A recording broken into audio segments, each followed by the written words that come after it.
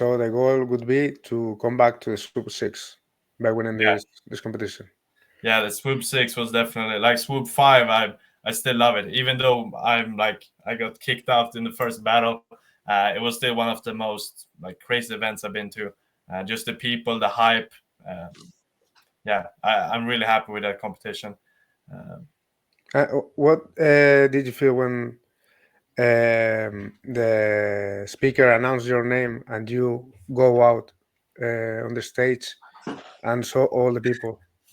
Yeah, to be honest, I feel like this is the time where you should not like trip on something. This is the time where you actually need to land your stuff, because you never had so many people looking at you right now, paying so much attention.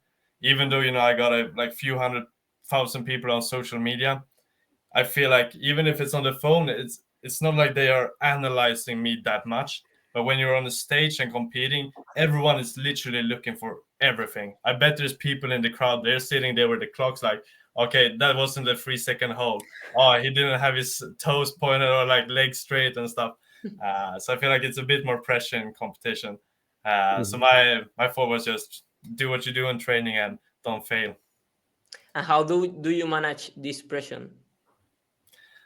To be honest, every competition it's a bit better, but I am always a small part of me that's nervous, and always a small part that's always going to be hard to control. It's definitely better with each competition. You start to learn like how to use the adrenaline and all the hype, because my statics, for example, my static is always the best in competition. And that's because I've learned to use the adrenaline to gain more power. Whereas my freestyle is still a bit risky. Like when I had this increased dopamine and adrenaline, it sort of screws me over a bit. So I think it's just a matter of being in a lot of competition, getting used to it, and knowing how to handle pressure. And do you have like things you do always before the competition? Like some people hear music, some people like do things in how he is going to do in the competition. Yeah, I've actually been for 5 years. It's not only for competition, but I do it there as well. I just listen to like motivational speakers, and it's, I don't know, it's just a way of getting like down to earth. Because I feel like if you think too much about like the stage and everything, you take away, like your mind is more focused on the competition than like your routine and stuff. Whereas if you can get the feeling of that you're just in a training, or that you're just doing the things you're always doing, I think that's the stage where you're gonna perform the best.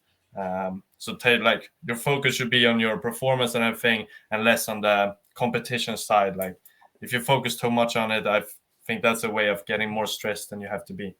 And do you have any kind of routine before competing, or any kind of, I don't know if this is the right word in English, superstition?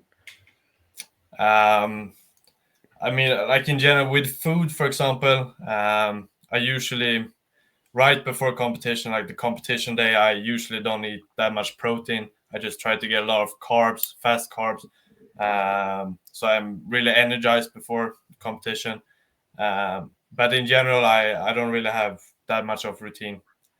Get some good warm up is also good. So your body doesn't get like a shock, because when you're performing on stage, you're giving 100%. And if you're not warmed up completely, it's like going from 0 to 100 real quick. It's not really that good.